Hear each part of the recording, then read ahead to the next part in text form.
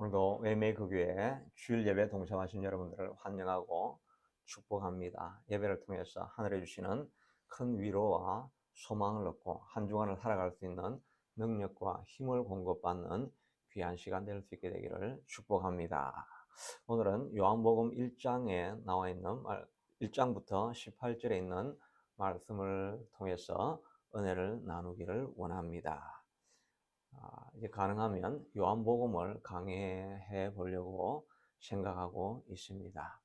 성경에 예수님의 생애를 기록하고 있는 복음서에는 네 가지가 있는데 그 중에 마태, 마가, 누가복음을 우리가 공관복음이라 이렇게 합니다. 공통적인 관점에서 바라본 복음, 그래서 공관복음이라 이렇게 말하고, 요한복음은 이제 그 공관복음에 속해 있지가 않지요. 그러니까 마태, 마가, 누가가 보는 관점하고 요한이 예수님을 보는 관점을 조금 차별되게 이렇게 기록되어져 있는 성경이라고 생각해 볼 수가 있습니다. 마태, 마가, 누가복음은 비교적 일찍 60년대에서 70년대에 예수님이 돌아가시고 그러니까 30년 정도 지나고 나서 기록되어진 성경이고, 요한복음은 요한의 생애 마지막에 90년대쯤에 기록되어진 그런 성경이라고 할 수 있습니다.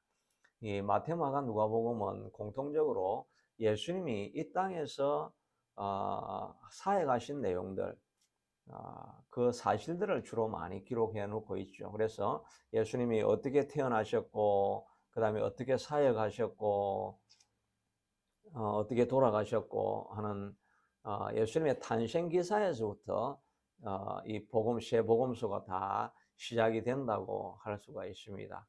그런데 우리가 오늘 요한복음을 읽어보면 정말 담대하고 대담한 선포로 예수님을 또 복음서를 시작하고 있는 것을 보게 됩니다. 1절에 보니까 태초에 말씀이 계시니라. 말씀이 하나님과 함께 계셨으니 이 말씀은 곧 하나님이시라고 말씀하시고, 이 말씀은 헬라어로는 로고스라고 되어 있는데 예수님으로 이렇게 대치할 수 있는 거죠. 그래서 태초에 예수님이 계시니라. 예수님이 하나님과 함께 계셨으니 이 말씀은 곧 하나님이셨다. 이 예수님은 곧 하나님이셨다. 이거는 정말 뭐 너무나 담대한 선포지요. 예수님과 함께 제자들이 사역하면서 또 예수님을 알아가고 있었지만은 예수님은 하나님의 아들이다. 이런 면에 있어서는 대다수가 제자들은 동의를 하였을 것입니다. 세례받을 때 하나님께서 이는 내 사랑하는 아들이요 내 기뻐하는 자다라고 하는 이런 하나님의 음성도 들려졌고, 그렇게 해서 일반인들은 예수님은 어떻게 하나님의 아들일 수 있겠느냐, 그것도 하나님을 모독하는 말이다, 신성모독이다 이렇게 생각을 했지만, 그러나 예수님을 따라가는 제자들은 베드로에게서부터 주는 그리스도시요 살아계신 하나님의 아들입니다 라고 하는 이 고백도 상당히 그 믿음의 선포고, 믿음의 눈이 없이는 고백할 수 없는 그런 고백이라고 할 수가 있습니다. 그러나 요한복음에 가서는 요한은 여기에서 한 걸음 더 나아가서 바로 태초에 요셉의 아들로 태어난 예수가 아니라 태초부터 만물이 창조되어질 때부터 예수님이 거기에 계셨고, 또 하나님과 함께 계셨고, 또 예수님 자신이 바로 하나님이시다. 이런 선포는 정말 누가 이 말을 믿을 수가 있겠습니까? 이거는 하나님이 우리의 눈을 열어주시 아니하시면 이런 선포를 할 수가 없는 것이지요. 그래서 교회사에도 보면 계속해서 이것이 논쟁이 되어지게 됩니다. 예수님이 하나님의 아들이시고 메시아인 것은 맞지만 어떻게 예수님이 하나님일 수 있겠느냐, 그렇게 논리적으로 생각할 수가 있겠죠.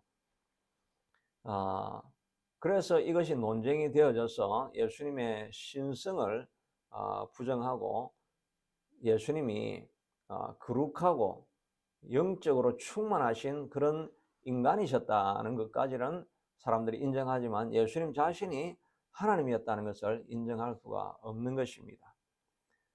그런데 이 사도 요한의 이 고백을 통해서 나중에 종교 공의회가 열렸을 때 삼위일체라고 하는 교리를 만들어내게 되지요. 예수님도 하나님과 동등한 그런 위격을 가지고 계시는 분이시다라고 이렇게 말을 하게 되니까 삼위일체라고 해서 성부, 성자, 성령이 다 하나님이다.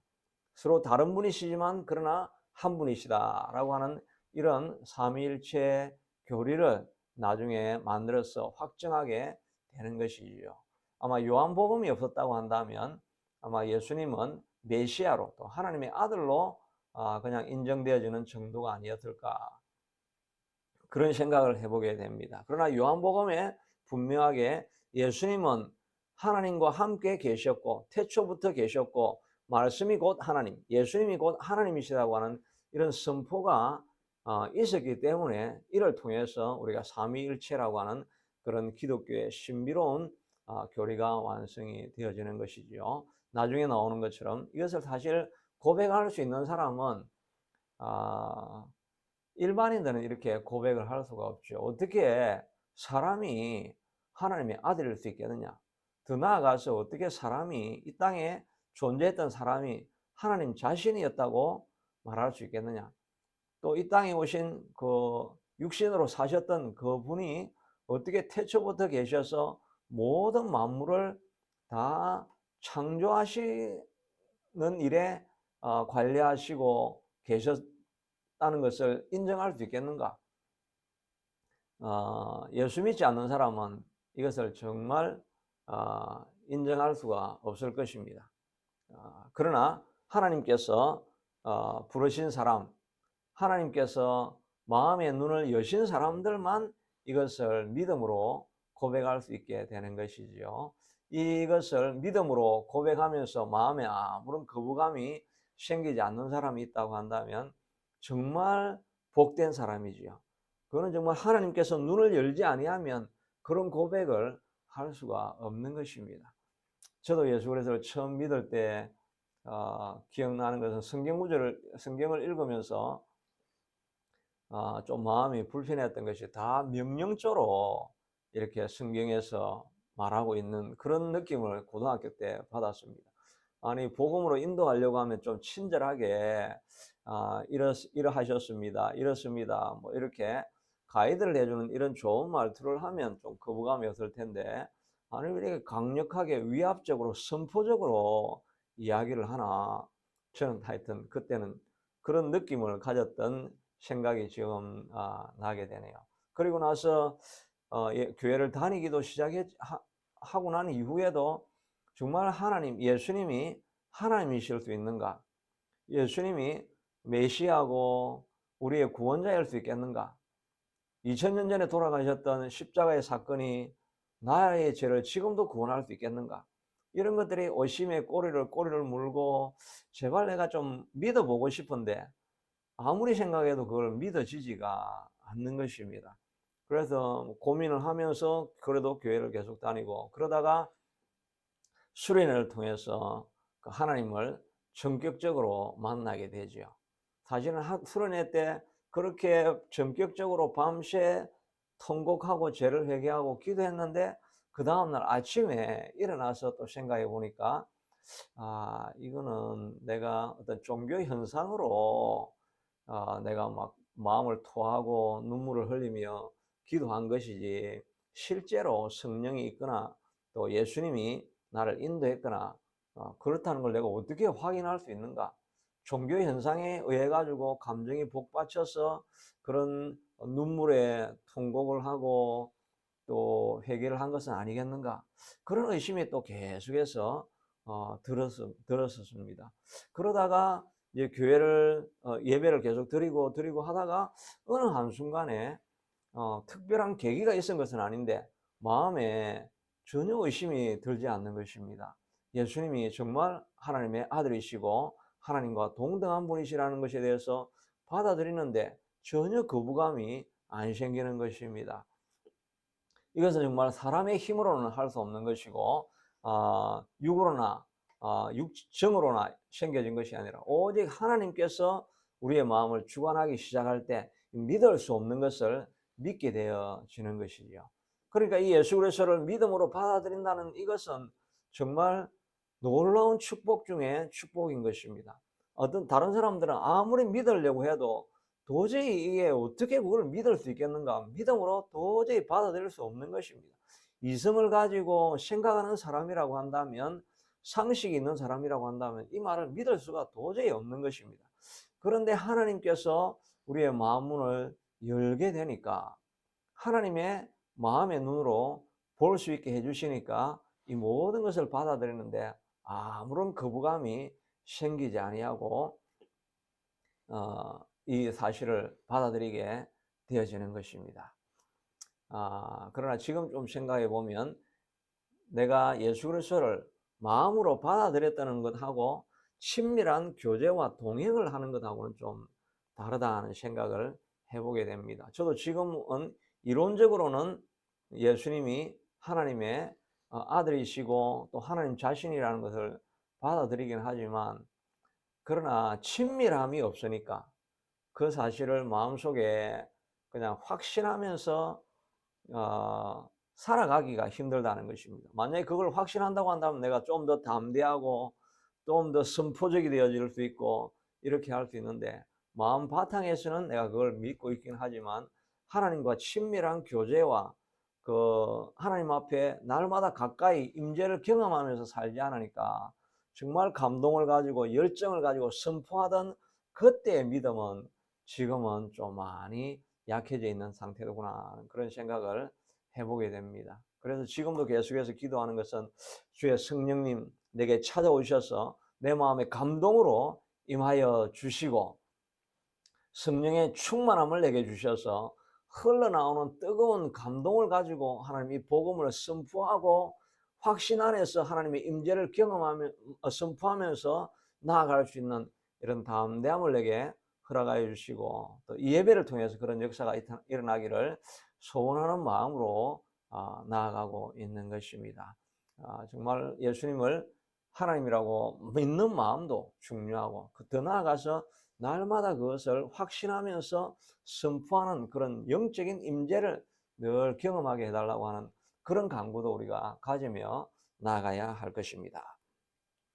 이와 같이 요한복음은 다른 복음서와는 다르게 첫 시작이 예수님은 우리에게 오셨던 그냥 인간 예수였을 뿐만 아니라 우리의 메시아였고 하나님과 동등한 다른 하나님의 한 분이셨고 태초에 모든 만물이 그로 말미암아서 지어졌다라고 이제 요한은 90년대가 되니까 예수님이 돌아가시고 난 이후에 60년 정도 되어지고 주변에서 아마 신학적인 논쟁도 계속해서 일어나게 됐겠죠. 정말 예수님이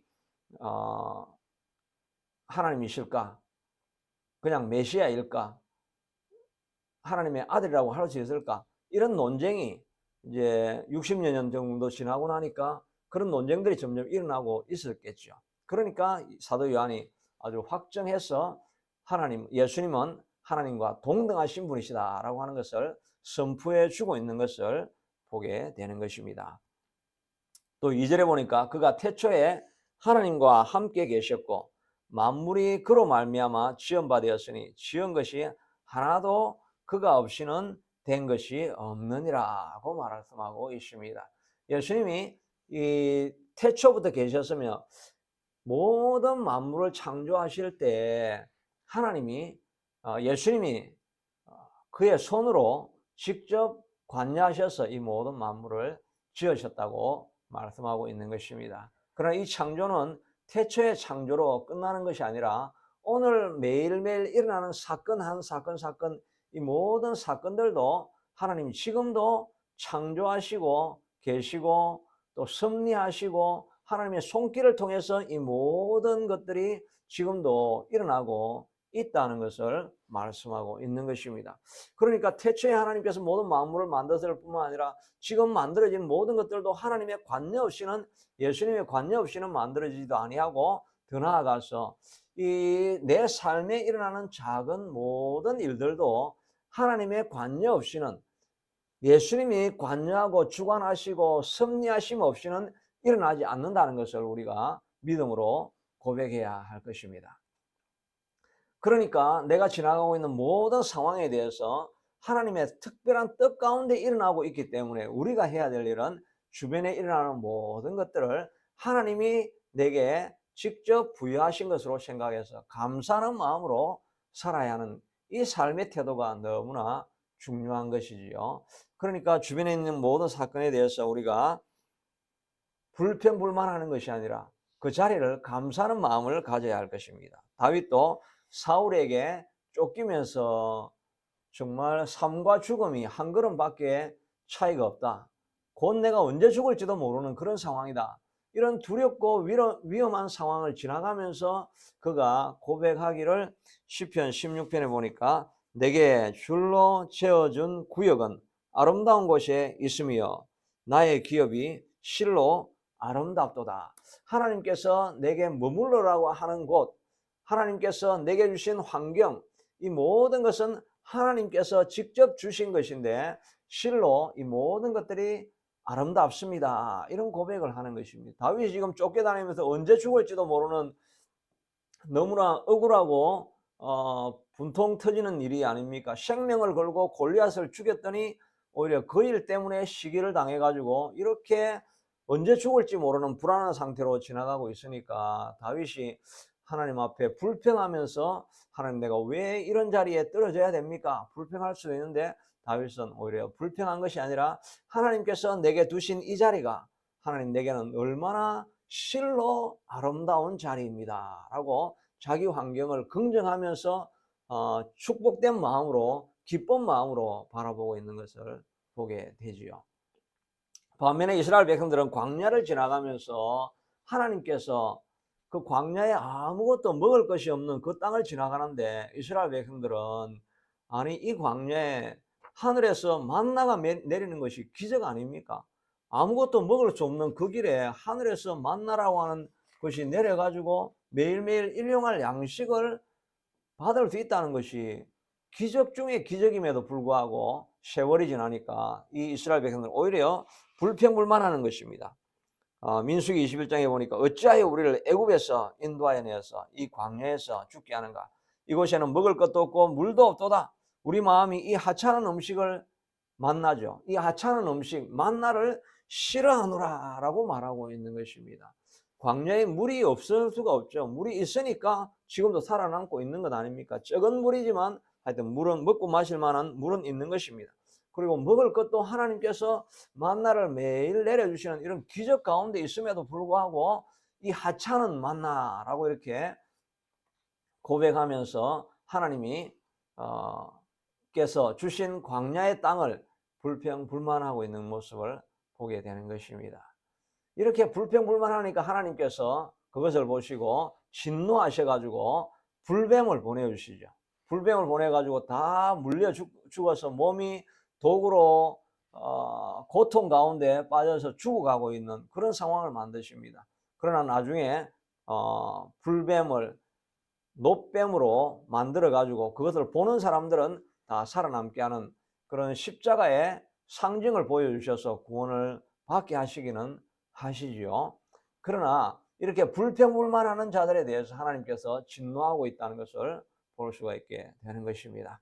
그럼 우리가 예수님을 주인으로 모시고 하나님의 자녀된 삶을 살아가려고 할 때는 주어진 모든 환경들을 감사함으로 하나님의 섭리 가운데 있다는 것을 인정함으로 축복함으로 환경을 바라보아야 할 것입니다. 우리 자녀들 어떻게 보면 다른 사람들과 비교하면 모자라는 것 같고 연약한 것 같지만 그러나 하나님께서 뜻이 계셔서 부모들에게 보내주신 자녀들 아닙니까? 그러니까 하나님의 보내심을 받은 하나님이 보내어준 자녀인 것을 알고 그들을 축복하고 모자람이 있어도 그러나 하나님께서 거기에 각자 주어진 달란트가 있으니까 주어진 달란트를 따라서 그 자녀들을 사랑하고 좋아하고 그들의 부족함도 내가 섬겨야 될 대상인 것으로 알고 가꾸어 가야 되겠죠. 아내와 남편을 바라볼 때도 마찬가지입니다. 다른 집에 더 좋은 남편, 더 좋은 아내의 모습을 보면서 비교할 것이 아니라 하나님께서 내게 맡겨주신 아내고 남편인 것을 알고 그 주어진 환경을 사랑하고 더욱더 섬겨가야 되는 것이 하나님을 쫓아가는 우리의 하나님의 자녀된 삶이라고 할 수가 있는 것입니다. 모든 우리 안에 주어진 것은 다 하나님께서 주신 것을 날마다 인정하여야 될 것입니다. 4절에 보니까 그 안에 생명이 있었으니 이 생명은 사람들의 빛이라 라고 말하고 있습니다. 그 안에라고 하는 이 말은 예수님 안에라는 말이 아닙니다. 하나님이 모든 것을 창조하셨는데 모든 만물 그 안에 생명이 있었다는 것입니다. 생명이 있었으니 이 생명은 사람들의 빛이라. 영어로 보면 이 말이 좀 더 선명하게 이해가 되어지는데 모든 창조되어진 것은 그 생명을 예수님께로부터 받았다라고 말하고 있습니다. 예수님이 모든 만물을 창조하셨고 그 안에 예수님이 생명을 주셨고 이 생명이 빛이다라고 이렇게 말씀하고 있는 것입니다. 다시 말해서 예수님은 우리에게 생명의 빛을 주시는 분이시다 하는 것을 말씀해 주시고 있습니다. 그러니까 예수님을 가진 사람은 그 안에 생명의 빛이 하나님의 영광이 우리 속에 들어와 있다는 것을 알 수가 있습니다. 이런 영광의 빛을 가지고 살아가지만 우리는 늘 어둠 속에 빠져서 살아갈 때가 많이 있습니다. 염려가 우리를 사로잡고 근심이 우리를 사로잡고 불안이 우리를 사로잡고 어둠이 우리를 계속해서 억누르고 살아가고 있는 것을 보게 됩니다. 우리가 예수님과 점점 교제하면 우리 속에 빛이 들어오고 우리 속에 기쁨이 들어오고 우리 속에 충만한 즐거움이 들어와야 되는데 그것이 들어오지 않는다고 하는 것은 우리가 더 많은 시간을 어둠과 교제하고 어둠의 영향력을 계속해서 받고 있다고 한다면 그것 때문에 우리가 어둠 속에 머물러 있는 것입니다. 그러나 우리는 실제로는 우리 안에 생명의 빛이 우리 안에 들어와 있어서 어둠과 염려와 근심, 걱정을 다 물리칠 수 있는 능력이 우리 안에 들어와 있는 것입니다. 그러니까 우리가 해야 될 일은 이 땅에 선포하면서 너희 세상의 근심은 떠나갈지어다. 세상의 염려는 물러갈지어다. 예수님으로 말미암아 내 속에 빛이 들어와 있다라고 이렇게 선포를 해야 할 것입니다. 시편 16편 마지막에 보면 여호와 안에서는 즐거움이 영원한 충만한 기쁨이 있고 영원한 즐거움이 있도다라고 다윗은 고백하고 있습니다. 다윗이 쫓겨다니면서 위험한 상황 속에 있었지만 그러나 주님과 함께 교제하니까 생명의 빛이 다윗에게 들어오니까 다윗은 고백하기를 내 마음에 충만한 기쁨이 있고 영원한 즐거움을 내가 누리고 있습니다 라고 고백을 하는 것입니다. 우리도 주님이 우리 안에 빛으로 들어와 있는 사람이라고 한다면 어려운 환경과 고난의 문제 가운데서도 주님의 거하고 주님의 빛 안에 거하게 된다고 한다면 우리는 선포하기를 하나님 내 안에 충만한 기쁨이 넘치고 또 영원한 즐거움이 나를 사로잡고 있습니다 라고 이렇게 고백할 수 있게 된다는 것입니다. 빌립보서에도 보니까 아무것도 염려하지 말고 오직 모든 일에 기도와 간구로 너희 구할 것을 감사함으로 하나님께 아뢰라. 그래야 모든 지각에 모든 이해를 초월하는 이런 말이죠. 모든 이해를 초월하는 지각이 뛰어나신 하나님의 평강이 모든 이해를 초월하는 평강이 너희 마음과 생각을 그리스도 안에서 지켜주시리라고 말씀하고 있는 것입니다. 염려, 근심, 걱정이 우리 안에 과득해서 마음을 짓누르고 어둠에 눌려서 더 이상 살아갈 이유도 없고 더 이상 소망이 없고 즐거움이 없고 이런 우울한 마음 가운데 눌려있는 마음 가운데 이렇게 있을 때 바울이 고백하고 있는 것은 염려를 다 주께 맡겨버리고 베드로도 고백하고 있는 염려를 주께 다 던져버리고 하나님 앞에 나와서 기도하고 간구하면 세상이 이해할 수 없는 평강이 우리를 사로잡아서 다윗이 고백하고 있는 것처럼 충만한 기쁨과 영원한 즐거움이 주님 앞에 있습니다. 지금 곧 사울이 와서 죽음을 언제 당할지도 모르는 그런 불안한 상황 속에서도 하나님, 나는 충만한 기쁨과 영원한 즐거움이 내 속에, 하나님의 즐거움이 내 속에 있습니다라고 고백할 수 있는 사람이 바로 우리인 것입니다. 그러므로 우리 마음속에 염려, 근심, 걱정이 찾아올 때마다 주의 이름으로 이 모든 것들은 다 어두움은 떠나갈지어다. 예수님의 빛이 내 안에, 생명의 빛이 내 안에 머물러 있느니라 라고 우리가 선포하고 나아가야 됩니다. 또 이런 영광의 빛이 우리 속에 임할 수 있게 되도록까지 기도와 간구로 하나님이여 이 염려, 근심, 걱정에서 벗어나게 해주시옵소서. 내 속에 빛과 영광과 기쁨과 즐거움이 넘치게 해주시옵소서라고 기도하면 세상이 이해할 수 없는 그런 평강이 우리를 사로잡게 될 줄로 믿는 것입니다. 다윗도 골리앗을 만나기 전에 사무엘이 먼저 머리에 기름을 부었죠. 성령의 기름 부음이 임하게 되니까, 성령의 기름 부음을 임하고 나아가니까 다른 모든 사람들은 골리앗을 보면서 벌벌 떨면서 다 동굴에 들어가서 숨어버렸습니다. 그의 외침 소리 하나에 그냥 그러마 나 살려라 하고 뒤로 돌아가서 숨어버립니다.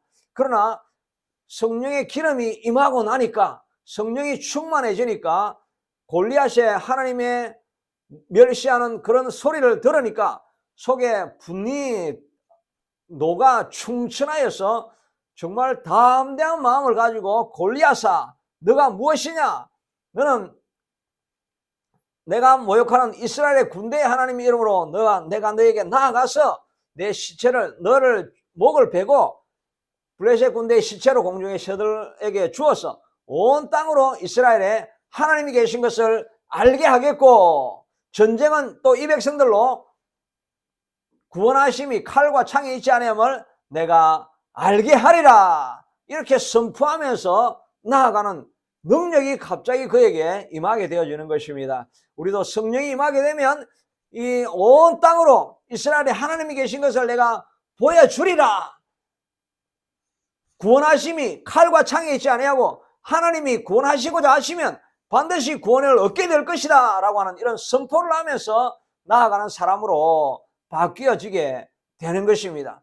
전쟁은 여호와께 속한 것인즉 그가 너를 오늘 내 손에 붙이시리라. 이 생명의 빛이 어디서 오게 되는 것입니까? 성령이 그에게 임하기 시작하니까, 하나님이 마음문을 열어버리시니까, 구원은, 전쟁은 여호와께 속한 것이므로 여호와께서 하시면 못할 일이 있겠는가 라고 하여서 달려가서 골리앗을 죽여버리는 것 아니겠습니까? 우리 앞에 문제가 있고 어려움이 있고 우리의 과거의 실수가 우리를 발목을 잡고 있는다 할지라도, 그러나 주님의 성령이 우리에게 임하시게 되어지면 우리의 마음에 담대함이 일어나서 빛이 우리 안에 들어오게 되면 무엇이든지 할 수 있겠다라고 하는 용기와 희망이 솟아나게 되는 것입니다. 불가능한 것은 내 속에 없을 것이라고 하는 그런 열정과 도전하고 싶은 마음, 창조적인 마음, 공격할 수 있겠다고 하는 그런 확신의 마음, 이런 마음이 우리 속에 들어오게 되는 것입니다. 그래야 해서 복음이 들어가는 곳에는 이런 가능하지 않은 그런 상황들도 복음이 들어오니까, 생명의 빛이 들어오니까 모든 어두움을 물리치겠다고 하는 확신이 생기니까 골리앗을 무너뜨리면서 그 지역에, 그 어려움에, 그 가정에, 그 비즈니스에 있던 어려움들을 다 물리치고 전진하고 나아가서 골리앗과 같은 그런 문제를 무너뜨리는 역사가 일어나는 것이 아니겠습니까?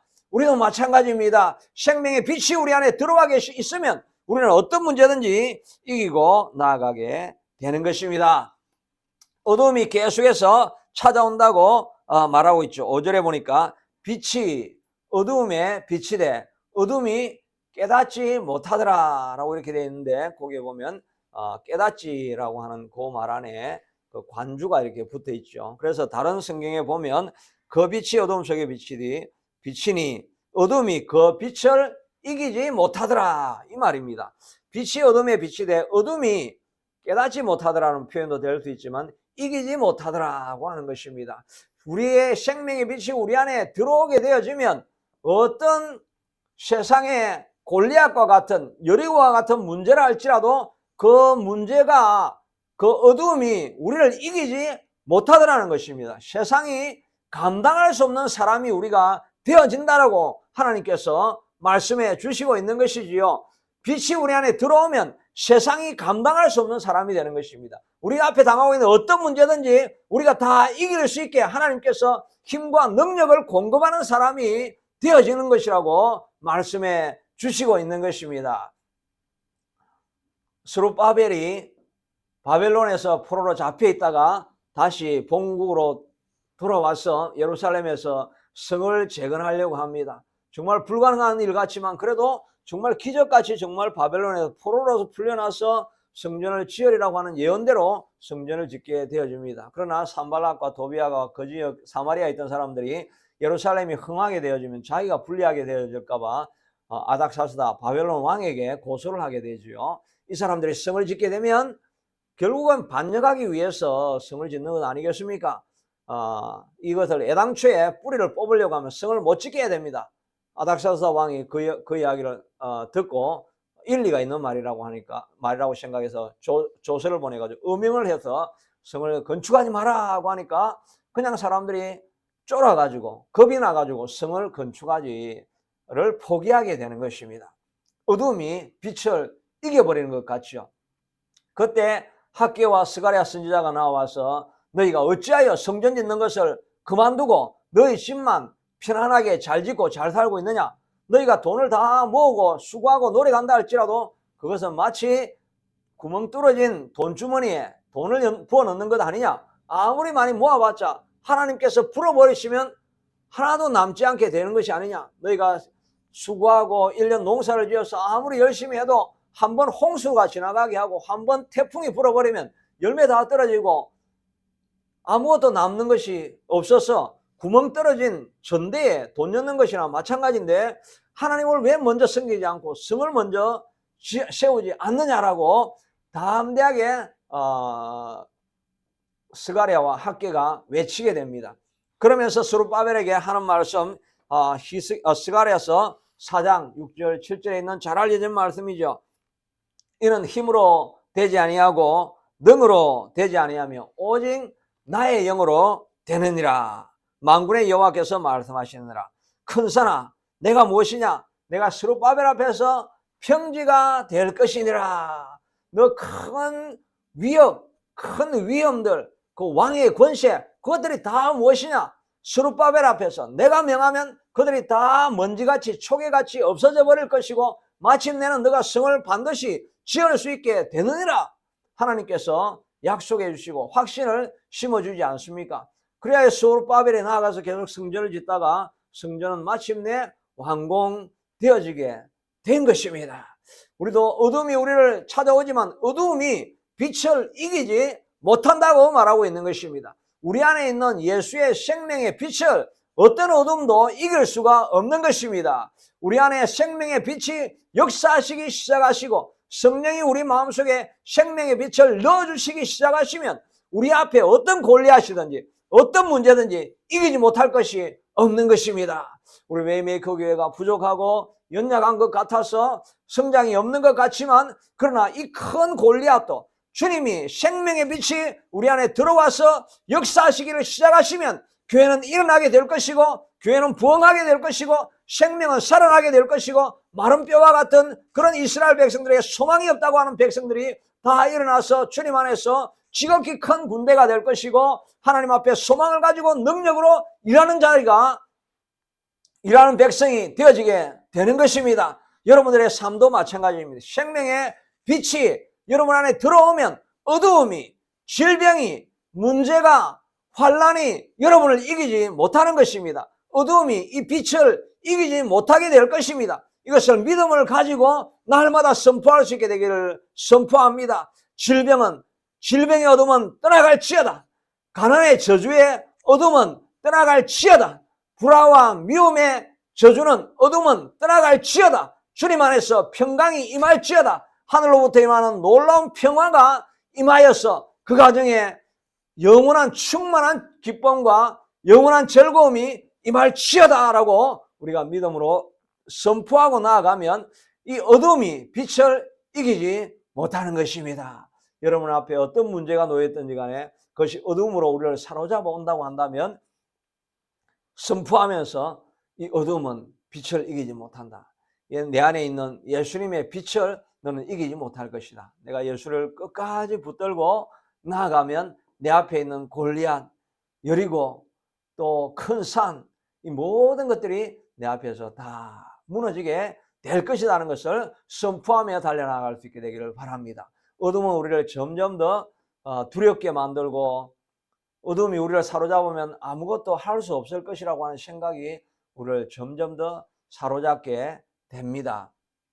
어둠이 아브라함도 마찬가지였습니다. 하나님께서 약속해 주시기를 너는 나아가서 큰 민족을 이루게 될 것이고 큰 민족의 아버지가 될 것이고 복의 근원이 될 것이라 라고 하나님의 빛이 그의 마음 가운데 들어왔습니다. 근데 10년 동안 이방의 땅에서 살았는데 민족의 조상은 그냥 애 하나도 낳지 못하는 그런 상황이 되어지니까 아브라함에게 어둠이 그를 지배해 버린 거죠.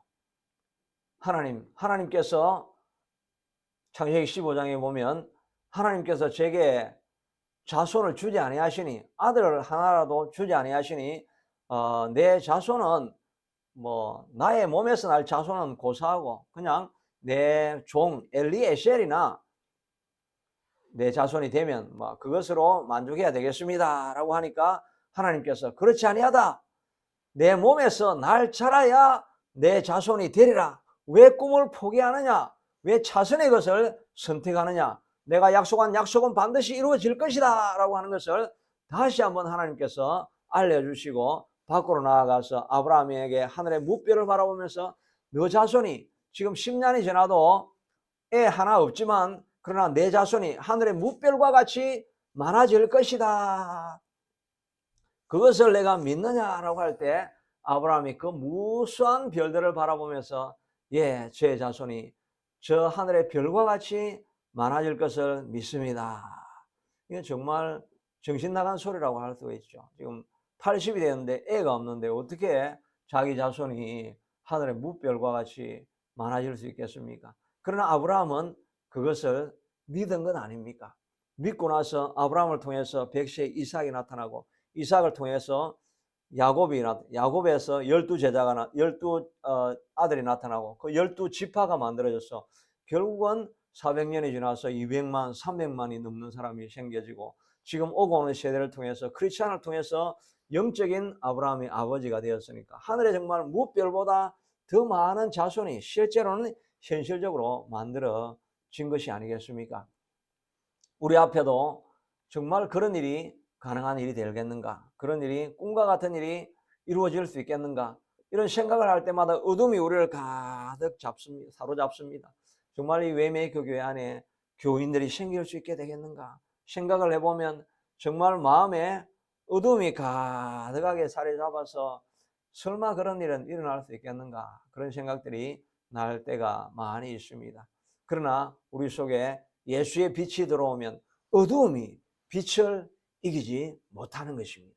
예수님의 빛을 어떤 문제도 이기지 못하는 것입니다.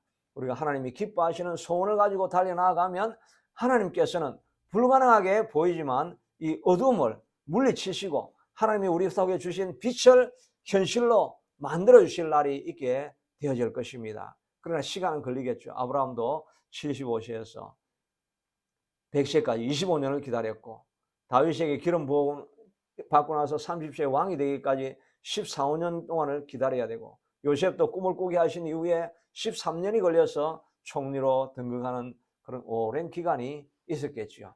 우리도 멈추지 아니하고 이 어둠이 계속해서 우리를 달려들 때마다 하나님 앞에 기도하며 기도와 간구로 우리가 하나님 앞에 아뢰다보면 우리의 가난은 떠나가고 우리의 가난의 저주는 떠나가고 우리의 질병의 저주는 떠나가고 우리의 환난의 저주는 다 떠나가고 우리 마음속에 갈등과 또 분열이 있는 모든 저주는 예수 이름으로 다 물러가고 하나님의 빛이 이 모든 산들을 무너뜨리고 앞으로 나아가서 여리고성이 무너지는 기쁨을 보게 만들어 주실 것입니다.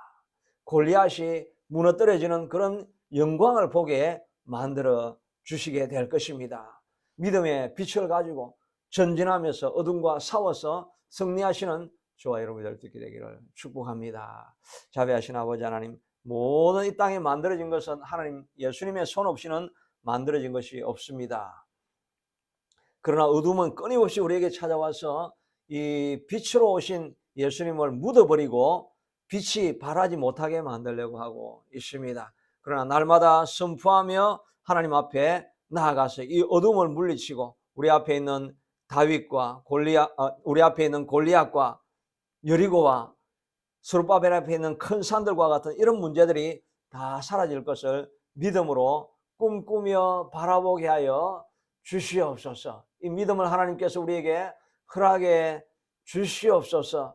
매일매일 선포하며 나아가서 어느 한순간 이 모든 문제들이 무너지고 하나님이 주신 꿈이 이루어지는 것을 보게 하여 주시옵기를 간절히 원하고 소원합니다. 모든 주어진 구역들은 하나님께서 재워주신 아름다운 구역인 것인 줄로 알고 주변에 있는 모든 것을 사랑하며 나아가는 우리가 되게 하여 주옵소서. 예수님 이름으로 기도드리옵나이다. 아멘.